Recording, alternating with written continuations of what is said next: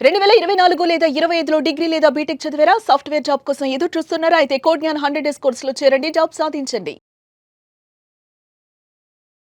Hello Sairam గారు. Hello అండి. So చాలా మంది ఇంటెలిజెంట్ అయినప్పటికీ కూడా అన్‌ఎంప్లాయిడ్‌గా మిగిలిపోతూ ఉంటుంటారు. అవును. దానికి మెయిన్ రీజన్స్ ఏంటి అంటారు సార్? అన్‌ఎంప్లాయిడ్‌గా ఎందుకుంటారు అంటే వాళ్ళకి ఫస్ట్ ఎటు సైడ్ ఎళ్ళాలి అన్నది హ్మ్. క్లారిటీ లేకపోవటం అండి.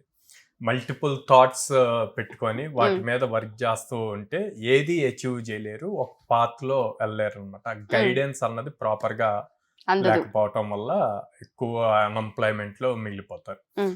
మనకి చూస్తే ఒక ఇయర్‌లో దాదాపు 12,00,000 స్టూడెంట్స్ పాస్ ఔట్ అవుతున్నారు. హ్మ్. బోత్ ఏపీ అండ్ తెలంగాణ అవును. కలిపి engineering and degree. Okay. Okay. అందరూ ఒకే దాని మీద టార్గెట్ చేస్తారు. హ్మ్. అయితే ఐటీ సైడ్ ఎళ్తారు. లేదు లేదంటే అంటే గవర్ బ్యాంకింగ్ అవును. సైడ్ గవర్నమెంట్ జాబ్స్ సైడ్ ఎళ్తారు. ఇంకా వేరే వాటి మీద ఎళ్ళే వాళ్ళంతా గూడా మొత్తం కలిపినా గూడా 2% అంటే స్టార్టప్ ఎకోసిస్టమ్ గాని, ఓన్‌గా హ్మ్. స్టార్టప్ చేయటం గాని, హ్మ్. న్యూగా ఇంకేమైనా థింక్ చేయటం, లేకపోతే ఐఏఎస్, ఐపీఎస్ ఓకే. ఇట్లాంటియి ఎళ్ళటానికనమాట. సో, ఆ ప్రాపర్ గైడెన్స్ లేక అందరూ ఒకే దాని మీద ఫోకస్ చేసి కాంపిటీషన్ టఫ్ అవ్వటం వల్ల, వాళ్ళ యాక్చువల్ ఎబిలిటీస్ ఏంటి అన్నది హ్మ్. తెలుసుకోలేకపోవటం వల్ల, అట్లాగా అన్‌ఎంప్లాయ్‌మెంట్ రేషియో ఎక్కువ ఉండిపోతుందనమాట. ఓకే. సో, దీనికి ఎలా ఓవర్‌కమ్ చేసుకోవాలి అంటారు? ఇప్పుడు ఇంటెలిజెంట్ అయ్యుండి కూడా హ్మ్. అన్‌ఎంప్లాయిడ్‌గా మిగిలిపోతున్నామని వాళ్ళకి కూడా తెలుస్తూ ఉంటుంది. హ్మ్. దాన్ని వాళ్ళు ఎలా ఓవర్‌కమ్ చేయాలి అంటారసలు? సో, ఎవరైతే అంటే ఇక్కడ బేసిక్ ఇంటెలిజెంట్ అని చెప్పటానికి ఏ బేసిస్‌లో చెప్తున్నాం అన్నది ఇంపార్టెంట్ అండి. ఆ! ట్రూ. ఇప్పుడు పేరెంట్స్ చూస్తే గనక వాళ్ళ పిల్లవాడికి పర్సెంటేజ్. పర్సెంటేజ్ 80%, 90% వస్తే మా వాడు టాలెంటెడ్ సార్ అవును. ఇంత పర్సెంటేజ్ ఉంది అని చెప్తారు.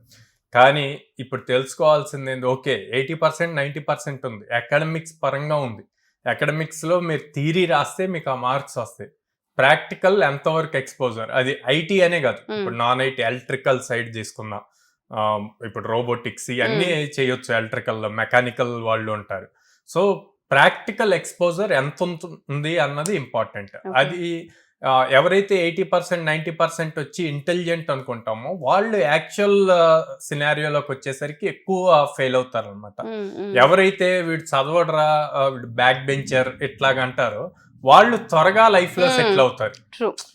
2 పాయింట్స్ ఏమవుతాయి అంటే, ఒకటి 90% వచ్చిన వాళ్ళకి పక్కనున్నోళ్ళంతా ఫ్యామిలీ, టీచర్స్ అందరూ వీడు ఇంటెలిజెంట్ అనేసరికి అదొకటి బ్రెయిన్‌లో పడిపోయిద్ది. నాకేదైనా అచీవ్ ఈజీగా చేయగలను. చేసేయగలను, హ్మ్. అచీవ్ చేసేయగలను అని జెప్పి. సో, యాక్చువల్ మేజర్ దాని మీద ఎక్కువ ఫోకస్ పెట్టలేరు. హ్మ్. అదే బ్యాక్ బెంచర్ తక్కువ స్కోర్స్ వస్తున్నవాడు ఏదో ఒక పాయింట్‌కొచ్చేసరికి రియలైజ్ అవుతాడు అందరికన్నా ముందు. అయి వాళ్ళు ఎక్కువ ఫోకస్ చేస్తారు. సో, హ్మ్. అందుకే ఆ ఫోకస్ చేయటం గూడా చాలా డెడికేటెడ్‌గా ఫోకస్ చేస్తారు. ఇంకెవ్వరు వాడిని డిస్టర్బ్ జేయటానికి లేకుండా. ఓకే. సో, దాంతో వాళ్ళు త్వరగా జాబ్ తెచ్చుకోవాలి. సో, ఆ క్లారిటీ అన్నది ఇంపార్టెంట్. ఆ క్లారిటీ గనక ఉంటే ఇంటెలిజెంట్ అవ్వనండి, నాన్ ఇంటెలిజెంట్ అవ్వండి. త్వరగా జాబ్‌లో జాయిన్ అవ్వవచ్చు. ఓకే. సో, పర్సెంటేజెస్ కంటే కూడా మీరన్నట్టుగా స్కిల్. ప్రాక్టికల్‌గా స్కిల్ ఏవైతే ఉంటుంటాయో వాటిపైన ఫోకస్ అవును. చేయాలంటారు. అండ్ ఇప్పుడు 2026 పాస్ ఔట్ అయిన స్టూడెంట్స్ కావచ్చు సార్, లేదు అంటే ఫోర్త్ సెమ్‌లో ఎవరైతే ఉంటూ ఉంటారో, వాళ్ళు ఆ క్లారిటీని ఏ విధంగా తెచ్చుకోవాలి అంటారు? వాళ్ళు హ్మ్. వెళ్ళే ఫోకస్ అంటే ఎటువైపు టర్న్ చేసుకోవాల్సిన అవసరం ఉంటుంది అంటారు? ఈ ఇయర్‌ని వాళ్ళు ఏ విధంగా యుటిలైజ్ చేయాలి అంటారు?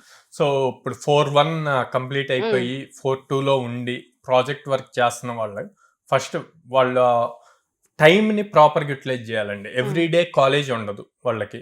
ప్రాజెక్ట్ సినారియో బేస్ చేసి వీక్లీ 1 డే ఆర్ 2 వీక్స్‌కి 2 డేస్ ఇట్లాగా రమ్మంటారనమాట అవును. ప్రాజెక్ట్ అవును. ఆ రిమైనింగ్ టైమ్‌ని ఇప్పుడే అప్ స్కిల్ అవ్వటానికి యుటిలైజ్ చేసుకోవాలి. Either it may be IT courses or other courses వాళ్ళకున్న ఇంట్రెస్ట్ హ్మ్. బేస్ చేసి. సో, ఆ ఇంట్రెస్ట్ ఏంటి అన్నది ఫైండ్ ఔట్ జేసుకోవాలి ఫస్ట్. ఎలా ఫైండ్ ఔట్ జేసుకోగలరు? సో, ఇప్పుడు దాకా వాళ్ళు జర్నీ ఏదైతే ఇంజినీరింగ్‌లో జేశారో, దాన్ని బేస్ చేసి ఏదో ఒక సబ్జెక్ట్‌లో వీళ్ళు బాగా ఇంట్రెస్ట్‌గా ఉంటారు.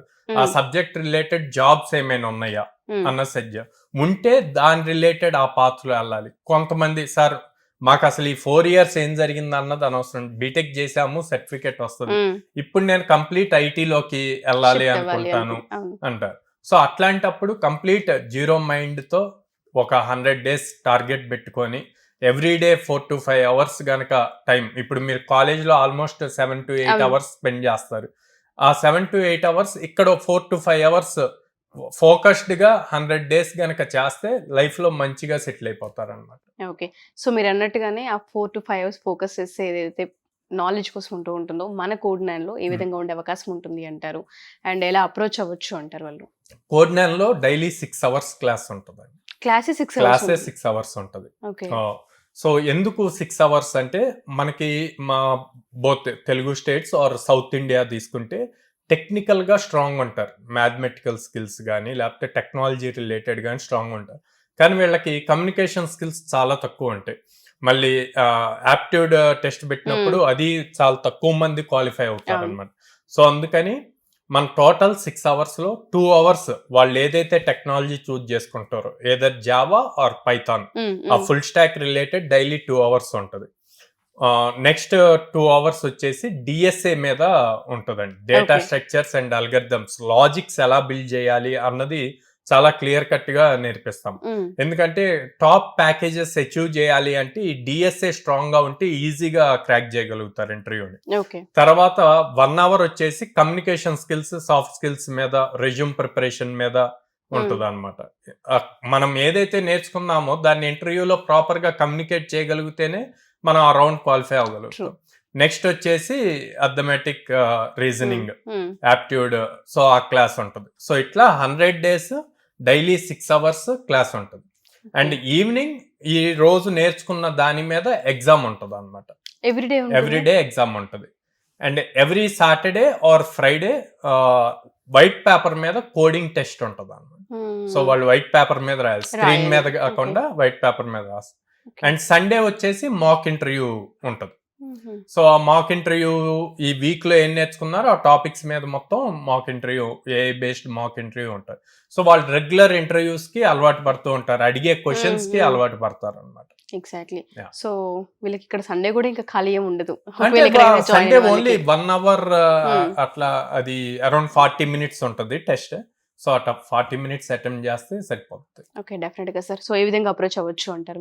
స్క్రీన్ మీద కనిపిస్తున్న నెంబర్ కాల్ చేయొచ్చు అండి, ఆర్ డైరెక్ట్ గా మా బ్రాంచెస్ కి విజిట్ చేసి కౌన్సిలర్స్ తో మాట్లాడొచ్చు. సో విజయవాడ మొగలరాజపురంలో ఉంది, హైదరాబాద్ JN2 మెట్రో స్టేషన్ దగ్గర ఉంది, and Vizag Dwarakanagar first line లో ఉంది. ఓకే.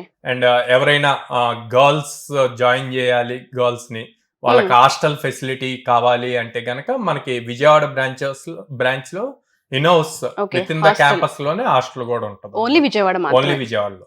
అండ్ ఇంకొక డౌట్ సార్, చాలా మంది అడిగేది ఏంటంటే కోడ్ 9లో జాయిన్ అవ్వాలంటే కోడ్ 9లో పర్సెంటేజ్ ఏమన్నా చూస్తారా స్టూడెంట్ కి అన్న పాయింట్ కూడా చాలా మందికి ఉంది. మినిమం పర్సెంటేజ్ ఏమన్నా? సో మినిమం 60% ఉంటే మనం మినిమం 100 jobs అష్యూరెన్స్ ఇస్తామండి. 100 opportunities చూపిస్తాం.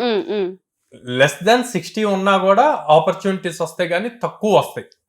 లైక్ ఇయర్ మొత్తం మీద కలిపి 20-25 ఆపర్చునిటీస్ వస్తాయి. అంటే మంత్ కి ఒక 2 అనుకోవచ్చు. కొంతమంది ఉంటారు 4 years రియలైజ్ అవ్వకుండా పర్సంటేజ్ తక్కువ వచ్చాక ఇప్పుడు లైఫ్ సెటిల్ లో చేసుకోవాలి, హార్డ్ వర్క్ చేయాలని. సో అట్లాంటి వాళ్ళకి ఉన్నాయి ఆపర్చునిటీస్ అయితే ఉంటాయి. ఓకే. సో బట్ అందరికి ఒకేలా టీచింగ్ మాత్రం టీచింగ్ అందరికి ఒకేలాగా ఉంటుంది. డెఫినెట్ గా sir. Thank you sir. Thank you so much. Thank you అండి.